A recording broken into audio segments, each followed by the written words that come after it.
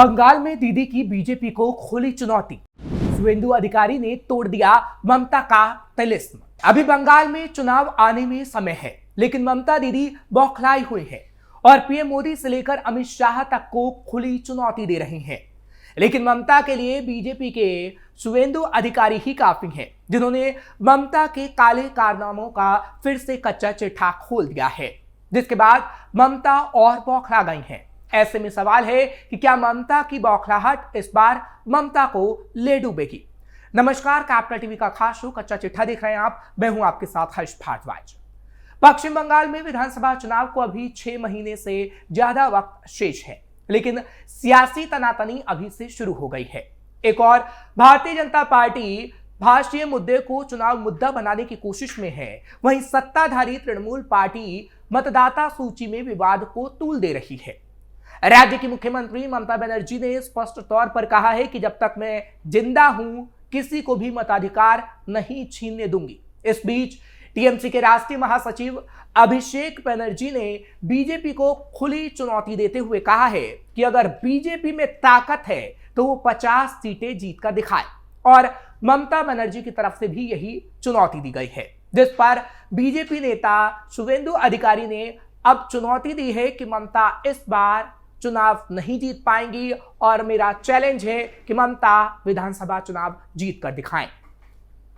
दरअसल 2021 में पश्चिम बंगाल विधानसभा चुनाव में शिकस्त के बाद लगा था कि बीजेपी बंगाल पर फोकस छोड़ रही है, लेकिन दिल्ली जीतने के बाद बीजेपी और भी आक्रामक हो गई।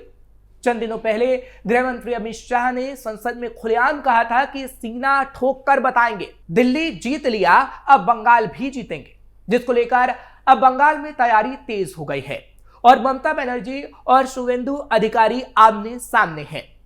हालांकि इस बार कुछ अलग ही खेल बंगाल में खेला जा रहा है, क्योंकि ममता जहां एक विशेष समुदाय को टारगेट कर रही हैं, वहीं बीजेपी के शुवेंदु अधिकारी खुलेआम कह रहे हैं कि हिंदू बीजेपी के साथ है और इस बार हिंदू ममता को उनकी कुर्सी से बेदखल करके छोड़ेगा। पर यहां सवाल है कि क्या वाकई ऐसा होगा और 2026 बंगाल विधानसभा चुनाव में बीजेपी पूरा खेल पलट देगी। हिंदू वोटरों की ताकत से जीतेगी बीजेपी। पश्चिम बंगाल की जनसंख्या में हिंदुओं की हिस्सेदारी करीब 70% है, जबकि मुस्लिम आबादी लगभग 27%। 2021 के विधानसभा चुनाव में बीजेपी को 38.15% वोट मिले थे और उसने 77 सीटें जीती थी। वहीं टीएमसी ने 48% वोटों के साथ 215 सीटों पर कब्जा जमाया था। वोट शेयर की बात करें तो वोट शेयर में दोनों पार्टियों के बीच करीब 10% का अंतर था। बीजेपी का मानना है कि अगर वो हिंदू वोटरों के अतिरिक्त 5 से 7% को अपने पक्ष में कर ले तो खेल बदल सकता है। विधानसभा चुनाव में कैसे पलट सकता है खेल। 2021 में बीजेपी को 38% वोट मिले थे। अगर वो 5 से 7% अतिरिक्त हिंदू वोट हासिल कर लेती है तो उसका वोट शेयर 43 से 45% तक पहुंच सकता है। वहीं टीएमसी का वोट शेयर अगर 5% भी घटकर 43% के आसपास आता है तो बीजेपी बहुमत के करीब पहुंच सकती है। अगर बीजेपी को 45% वोट मिलते हैं और टीएमसी का वोट शेयर 42 से 43% तक सिमट जाता है तो बहुमत की राह और भी आसान हो सकती है। 294 सीटों वाली विधानसभा में 148 सीटों का आंकड़ा पार करने के लिए बीजेपी को हिंदू वोटों का ध्रुवीकरण और टीएमसी के पारंपरिक वोट बैंक में सेंधमारी करना जरूरी है। 2019 के लोकसभा चुनाव में बीजेपी ने 40% वोट शेयर के साथ 18 सीटें जीती थी, जबकि 2024 में उसका वोट शेयर घटकर 12 सीटों तक सीमित हो गया। अब विधानसभा चुनाव में वापसी के लिए पार्टी हिंदुत्व को मुख्य हथियार बना रही है, जिससे बीजेपी बंगाल में बड़ा खेला कर सकती है। बीजेपी ने की जीत की तैयारी। फिलहाल इस वक्त बीजेपी जानती है कि हिंदुत्व के मुद्दे पर ही वो आगे बढ़ी तो उसके हाथ में जीत की चाबी आ सकती है। इसलिए बीजेपी ग्रामीण इलाकों में अपनी पैठ बढ़ाने की कोशिश कर रही है, खासतौर पर उत्तरी बंगाल और जंगल महल जैसे क्षेत्रों में, जहां उसका पहले से काफी प्रभाव है। पार्टी वहां पर और जोर लगा रही है। ममता बनर्जी पर मुस्लिम तुष्टीकरण और घुसपैठ को बढ़ावा देने का आरोप लगाकर बीजेपी हिंदू वोटरों में असंतोष भड़काने की कोशिश कर रही है, जिसका फायदा बीजेपी को मिल सकता है। ममता बनर्जी के लिए स्थिति आसान नहीं है। टीएमसी की ताकत उसका मुस्लिम वोट बैंक और ग्रामीण हिंदू वोटरों का समर्थन रहा है। लेकिन अगर बीजेपी हिंदू वोटों को एकजुट करने में कामयाब होती है तो टीएमसी का वोट शेयर बढ़ सकता है। ममता ने हाल के वर्षों में हिंदू कार्ड खेलने की कोशिश की है, जैसे दुर्गा पूजा समितियों को अनुदान देना, लेकिन बीजेपी से नाकाफी बताती रही है और ममता पर हमला बोलती रही है। दरअसल बीजेपी चाहती है कि 2026 के चुनाव में उसे बंगाल के 70% हिंदुओं का एक तरफा समर्थन मिले। हिंदू वोटर्स को एकजुट करने के लिए वो बांग्लादेशी घुसपैठ और हिंदुओं पर हिंसा के मुद्दों को हवा देगी। हालांकि बीजेपी के पास टीएमसी के क्षेत्रीयवाद वाले एजेंडे का मुकाबला करने का कोई तोड़ नहीं है। हां, एक चेहरा शुभेंदु अधिकारी जरूर है, जो एक बड़ा बंगाली चेहरा है जिसकी बदौलत चुनाव जीता जा सकता है, लेकिन अभी और कई चेहरों की जरूरत पड़ेगी। हालांकि हिंदूवादी विचारधारा ही बीजेपी का सबसे बड़ा हथियार इस वक्त नजर आ रहा है। ममता पर हिंदू विरोधी का तमगा। बीजेपी ने इस वक्त ममता को हिंदू विरोधी करार दिया हुआ है और ममता के ऐसे कारनामों को सामने रख रही है ताकि लोगों को समझाया जा सके कि ममता हिंदू विरोधी है। हालांकि ममता हिंदू विरोधी है, इसका प्रमाण बार बार मिलता रहा है। 8 चरणों में होने वाले पिछले विधानसभा चुनाव के लिए तृणमूल कांग्रेस ने 291 उम्मीदवारों का जब ऐलान किया था, तब उम्मीदवारों की सूची में बंगाली एक्ट्रेस सायानी घोष का भी नाम था। हिंदू फोबिया से ग्रसित सायानी को टीएमसी ने पश्चिम वर्धमान की आसनसोल सीट से मैदान में उतारा था। सायानी एक हिंदू फोबिक ट्वीट को लेकर चर्चा में रही थी।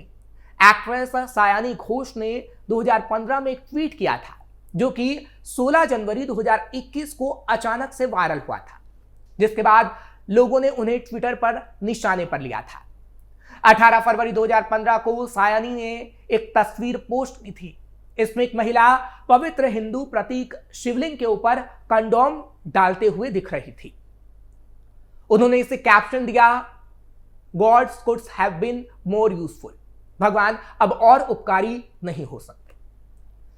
जनवरी 2021 में यह ट्वीट वायरल हुआ तो बीजेपी नेता और मेघालय के पूर्व राज्यपाल तथागत रॉय ने बंगाली अभिनेत्री सायानी घोष के खिलाफ एफआईआर दर्ज कराई थी।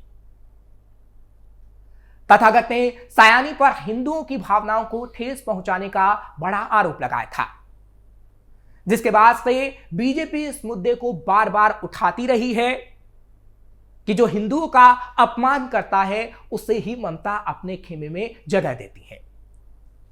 और ममता के नेताओं के ऐसे कारनामों और कच्चा चिट्ठा बीजेपी लगातार खोलती रही है और इस विधानसभा चुनाव में भी ऐसे ही लोगों के नाम लगातार बीजेपी ले रही है। लोकल लीडरशिप पर भी काम कर रही बीजेपी। पश्चिम बंगाल में बीजेपी के लिए सबसे बड़ी चुनौती लोकल लीडरशिप की भी रही है। 2021 के बंगाल चुनाव में बीजेपी आक्रामक प्रचार के बावजूद टीएमसी से करीब 10% वोट के अंतर से पीछे रह गई, तो उसके पीछे सबसे बड़ी वजह यही बताया गया कि पार्टी लोकल लीडरशिप और बंगाली अस्मिता की पिच पर ममता के मुकाबले बहुत पीछे रह गई थी। इस बार पार्टी पहले से ही अलर्ट मोड में है। बंगाली भद्रलोक को अपने पाले में लाने के साथ ही पार्टी ने लोकल लीडरशिप पर ज्यादा फोकस किया। शुभेंदु अधिकारी को विपक्ष का नेता बनाकर बीजेपी ने ममता बनर्जी के मुकाबले बंगाली अस्मिता की पिच पर एक चेहरा खड़ा किया, तो प्रदेश अध्यक्ष सुकांत मजूमदार को केंद्रीय मंत्री बनाकर उत्तर बंगाल का किला मजबूत करने का प्रयास किया। शुभेंदु अधिकारी ने क्या बीजेपी को किया मजबूत? शुभेंदु अधिकारी की गिनती कभी ममता बनर्जी के करीबियों में होती थी। 2016 से 2020 तक ममता बनर्जी की अगुवाई वाली सरकार में मंत्री रहे शुभेंदु ने 2021 के चुनाव में नंदीग्राम से बीजेपी के टिकट पर चुनाव लड़ा। वो सीएम ममता बनर्जी को हराकर विधानसभा सदस्य निर्वाचित हुए और बीजेपी ने उन्हें इसका इनाम भी दिया। विधानसभा में विपक्ष के नेता शुभेंदु अधिकारी इस समय दक्षिण बंगाल में बीजेपी का सबसे बड़ा चेहरा है। नंदीग्राम और आसपास के इलाकों में वो काफी मजबूत प्रभाव रखते हैं और वो ममता को अब खुली चुनौती दे रहे हैं कि ममता इस बार चुनाव नहीं जीत पाएंगी। बहरहाल ये कहा जा सकता है कि दिल्ली चुनाव में आम आदमी पार्टी का विजय रथ रोकने के बाद भारतीय जनता पार्टी का फोकस पश्चिम बंगाल पर अब है। 2021 के बंगाल चुनाव में मुख्य विपक्षी दल के रूप में उभरी बीजेपी इस बार ज्यादा आक्रामक रणनीति के साथ उतरने के संकेत दे चुकी है, जो ममता की बौखलाहट में भी साफ नजर आ रहा है। फिलहाल कच्चा चिट्ठा में आज के लिए बस इतना ही। आपको खबर कैसी लगी कमेंट सेक्शन में जरूर बताइएगा। खबर को लाइक शेयर करें, कैपिटल टीवी को सब्सक्राइब करना मत भूलिएगा।